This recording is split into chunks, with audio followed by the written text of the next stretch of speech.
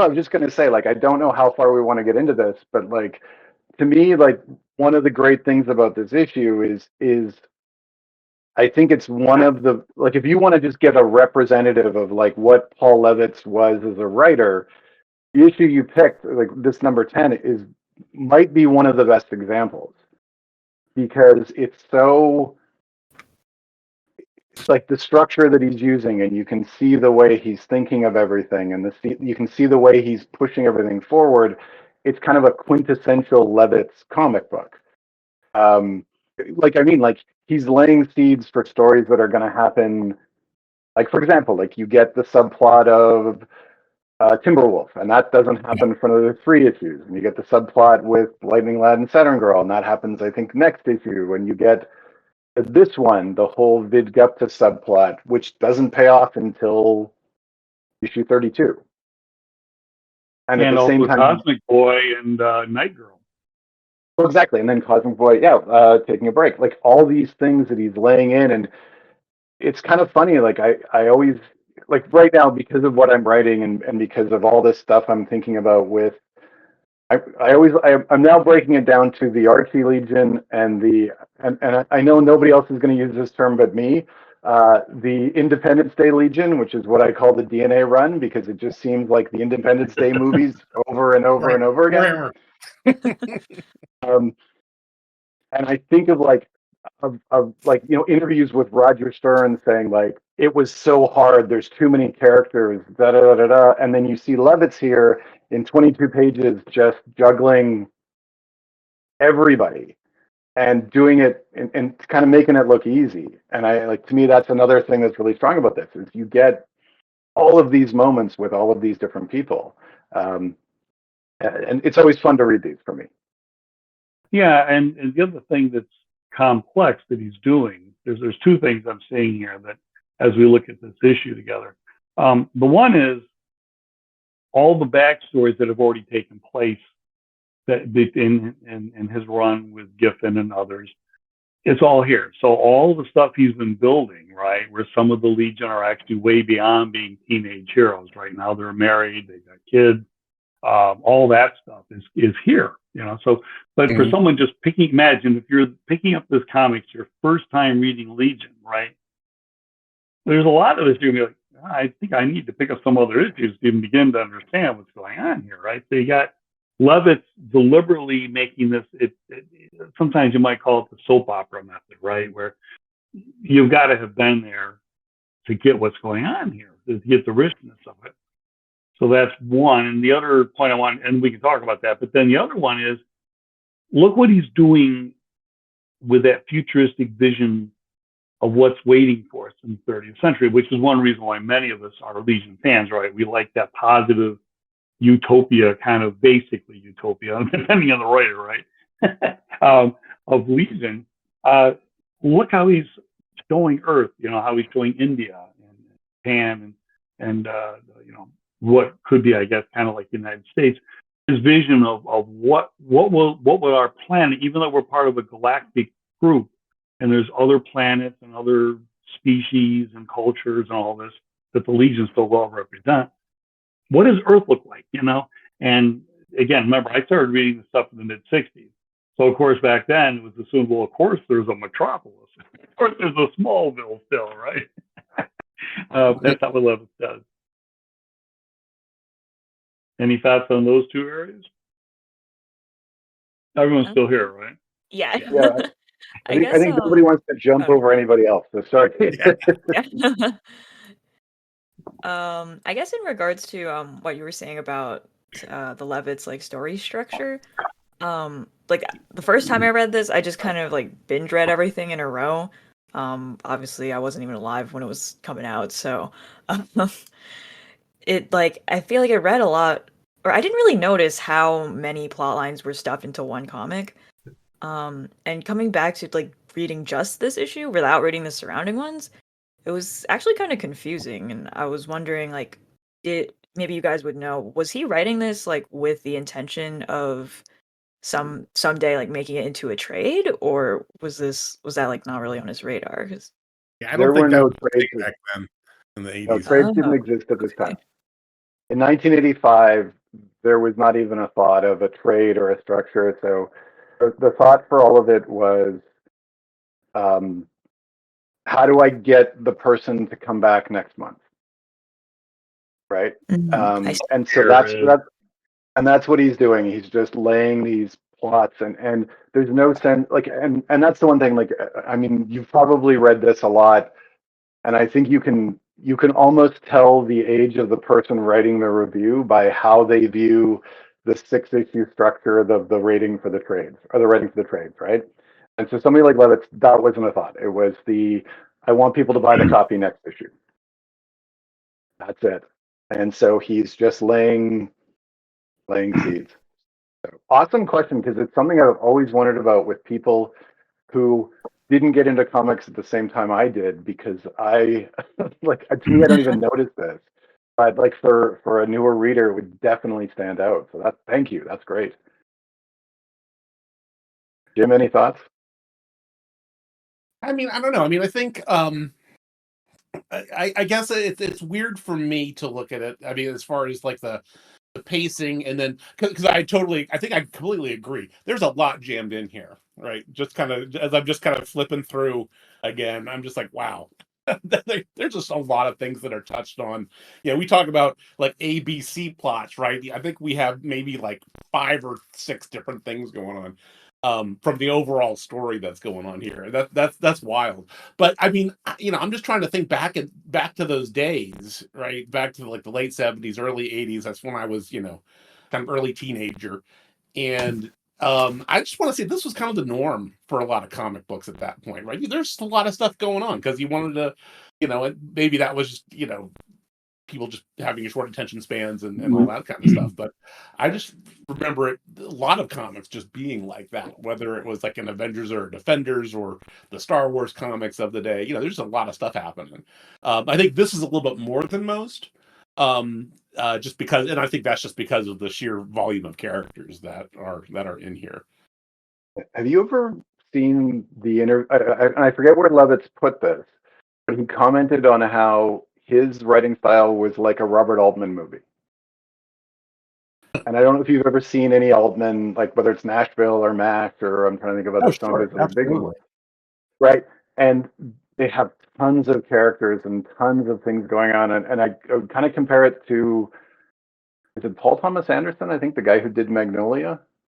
Or am I mixing up the directors?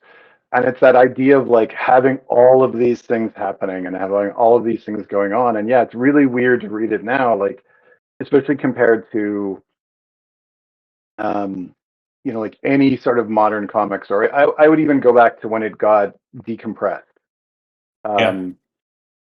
It's really weird reading them now, and I can see why it would be, you know, like, because I agree, there's so much going on, and if this was your first issue, you'd probably be like, whoa, you know.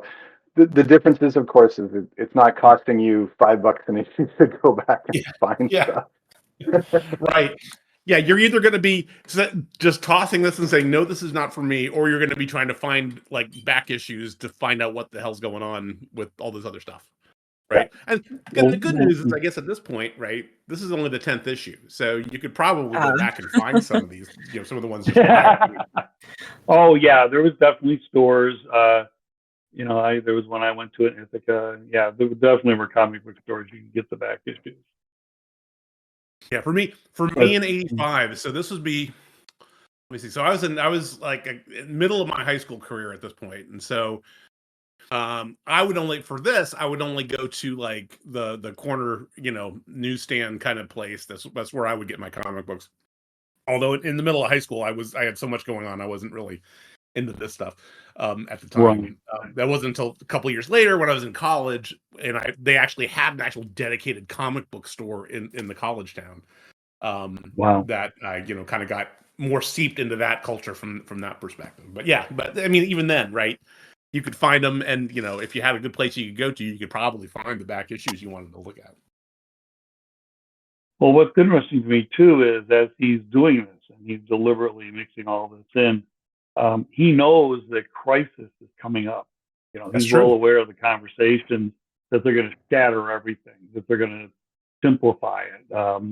there used to be a magazine back in the early 80s called Omniverse, where, this was the big thing, was it's got to be good, tight continuity, how important a great story is that has good continuity, and let's not embarrass ourselves in the comic book industry by having stuff where nobody cares what happened before or after. We're just writing this issue, right? Like the Superman of the Silver Age that I also love for different reasons, but continuity was basically out the window back then. And here it was the opposite. We're going to iron everything out. We'll get you your continuity. I hope you didn't like this character because he's got to go. So I think, and for instance, in particular, the part where Cosmic Boy talks about taking a vacation, and is she called Night Girl in this? I'm sorry, I'm forgetting that it was one of the Legion of Substitute Hero people, right? Yeah, I think it was Night Girl. Night Girl, yeah. Yeah, because after the Crisis, Cosmic Boy has a short run where I believe he's, and I'd have to go back and look. I'm probably confusing some of the characters, but I thought it was where he and Night Girl end up in current day, in the Yeah. 1980s. Yeah. Yeah, And I think this the might be minis- laying the seed for all that. I'm not sure. Yeah, they tie it into the Legends miniseries. And they go back for a 4-issue miniseries. But before that, they also had the Legionnaires 3 miniseries, which was like the 3 founding members. So I think they were already kind of looking towards how do we get some new faces and make some changes. And I find it interesting that you brought up Crisis, because I always wonder, like, at this point in time, he knows Crisis is coming. He knows that it's probably not going to change much of what he's doing. Like, at the end of the day, you can argue that probably the Legion changed the least in the short term, but then changed tons as it kind of went on. So I wonder if he's like, I'm just going to keep my head down and keep this going, or is it, as long as I hit my crossovers, I'm good? The big effect for Legion, I suppose, although Legion's very involved in Crisis, there's a lot of Legion characters in the 12-issue series, is the whole getting rid of Superboy idea, that there was no Superboy. That's kind of an underpinning, right, to what the Legion, why they even exist, right? Right. So that was a huge deal, and they actually deal with it. There's later issues after Crisis in Legion where they kind of try to settle that up. Yeah, but it wasn't like but you think of like Superman gets the complete reboot, and then they wipe out Superboy, and Batman gets rebooted, and Wonder Woman, all of these things. But the Legion, and I could be wrong on this, they're not, they're either the number 2 selling title for DC at this time, or they're in the top 5. Like, Teen Titans is far and away above everything else. Yeah, but no, you're right. It's this book that we're looking at right now that is in that. I think it's number 2 right after Teen Titans. Yeah. Okay. Perfect. Yeah. And so there's no pressure from DC Comics to go in and say, hey, you guys need to redo something because you're one of our top books.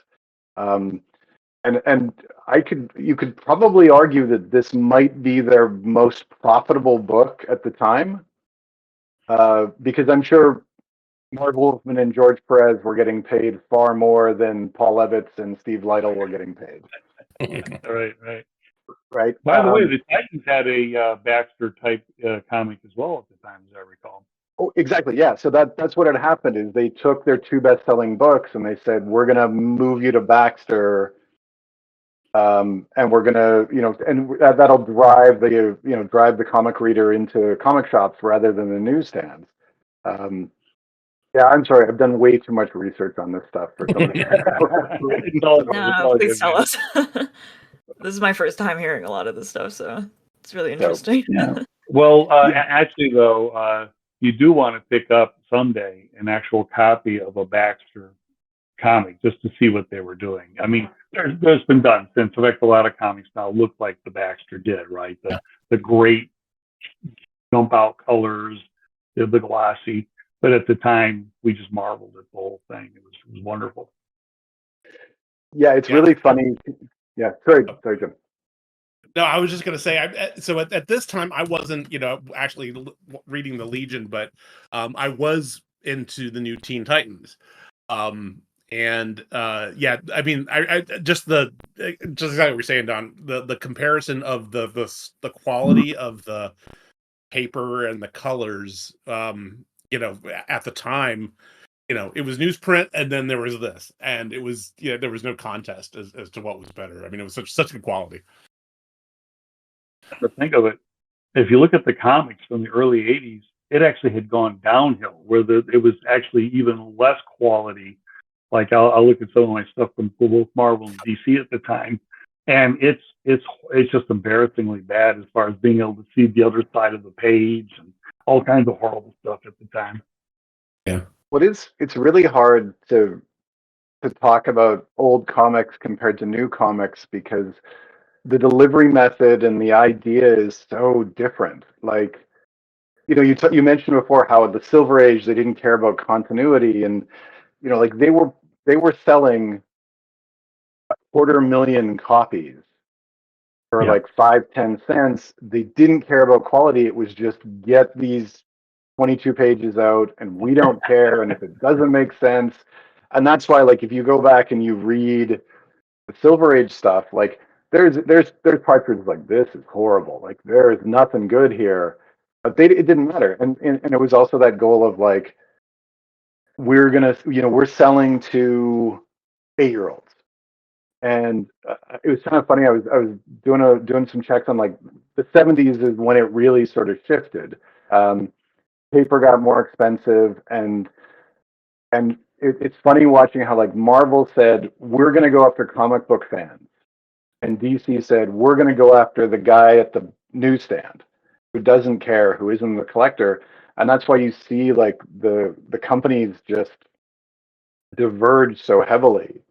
And so we get to hear like 80, like this is DC saying, we got to do something different, and we got to appeal to the comic book fan, and we've got to get something where the art is so good. And that, like, it's kind of tough. I'm assuming all three of you are looking at the app. Like I've got the actual paper copy out in front of me, and yeah, like Lytle's pencils just pop on this because it's better paper. Like, and you compare to like Giffen stuff in the newsprint, and it's just not the same. Yeah, unfortunately, I don't think I'm not sure if I actually have a physical copy of this one, but I'm not brave enough to go dig in my boxes to see if I can find it. So I'm only on digital, which is fine, but it's, Oh, digital is great. So it's all of my stuff is right here because I keep pulling it all out for the little rereads I'm doing. So I knew exactly where it was. So, and I know I will use this opportunity to air my weekly gripe about the fact that we don't have an omni of this run of any of the Legion.